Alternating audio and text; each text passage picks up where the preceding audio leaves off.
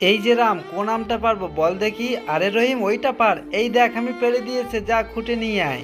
আরে কে রে আম গাছে ঢিল মারে? আরে এই বাচ্চাগুলোর জন্য তো আমি পারলাম না। প্রত্যেক দিনই এরা আম গাছে আম চুরি করতে আসে। দাঁড়া, আজকে তোদের মজা দেখাবো। আরে চল চল, পালা পালা। আরে চলে আসছে, পালা। আর আমাদেরকে খুঁজে পাবে না, চুপ করে দাঁড়িয়ে থাকে এখানে। দুজন দুটো ভাগ করে খাবো। আরে আমটা তো অনেক টক, খেতে একদমই ভালো লাগে না। এই যে দেখে চলতে পারো না? আরে তুই দেখে চলতে পারিস না? এক চড় মারবো কিন্তু। হ্যাঁ, চড় মেরে দেখ, তোকে এক চড় মারবো। আরে আমার পাপা তোর পাপা যে, চল চল। পাপা পাপা, তোমরা ঝামেলা করছো কেন? আরে এইভাবে কেউ ঝামেলা করে? আরে তুই তোর পাপাকে বল না। এই যে খোকা, আমি ঝামেলা করছি না, তুই বাড়িতে চল তো, আমি যাচ্ছি এক্ষুনি। হ্যাঁ, তুইও চল বাড়িতে। যত বড় মুখ নেই তত বড় কথা। আরে শোন না বন্ধু, আগেকার দিনের মানুষগুলো এইরকমই। এরা হিন্দু মুসলিম দেখলে ঝামেলা করতে থাকে, কিন্তু এখনকার দিনের মানুষ আমরা তো এরকম বুঝিই না। বল বন্ধুরা, তোমার মত কি সেটা অবশ্যই জানাও।